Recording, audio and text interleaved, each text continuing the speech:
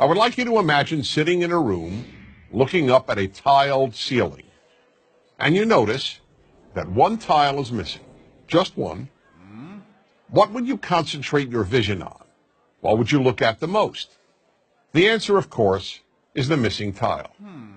Now, that's fine for ceilings. In fact, it's actually good because we can replace a ceiling's missing tile and once again have a perfect ceiling. Ceilings, after all, can be perfect. But this doesn't apply to life. Most of what is missing in our lives, or what we think is missing, cannot be replaced. Unlike a ceiling, life can never be made perfect. For that reason, concentrating on the missing tiles in your life is a big problem. Let me give you the example that taught me this great lesson about what I call the missing tile syndrome.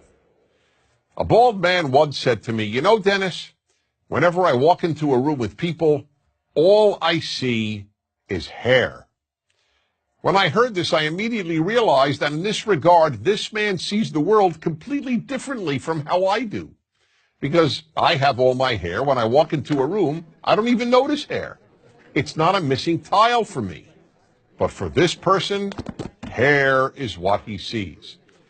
This applies in some way to everyone. When a woman who thinks she has imperfect legs walks into a room, all she sees are perfect legs.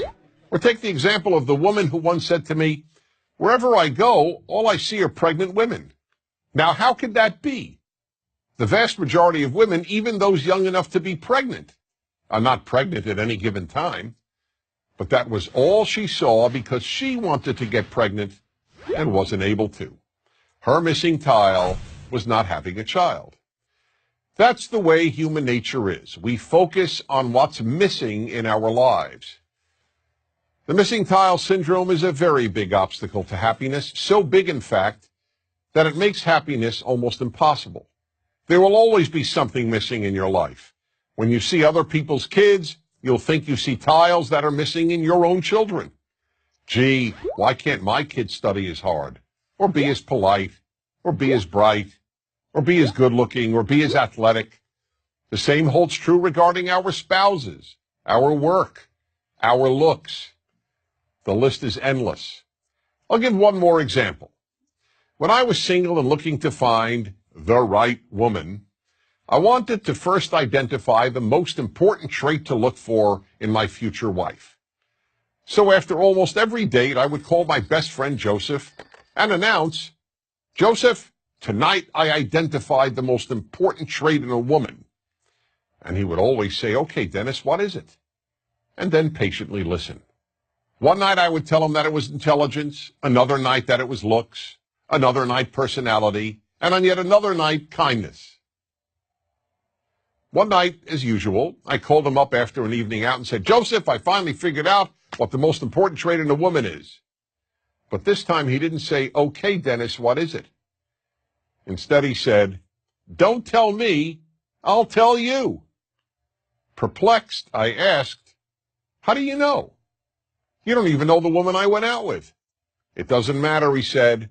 "Whatever trait tonight's woman was missing, that's the one you decided is the most important trait in a woman." I could say nothing. He was right. Whatever that night's date was missing is what I would declare the most important trait in a woman. I hadn't yet come up with the term missing tile syndrome, but that is exactly what I was suffering from. That's the way we play tricks on ourselves and undermine our happiness, by concentrating on the missing tiles every one of us has. So we really have a simple choice. Do we focus on the rest of the ceiling, on all the tiles we do have, or do we focus on the ones we're missing? To a large extent, the answer to that question will determine how happy you will be. I'm Dennis Prager.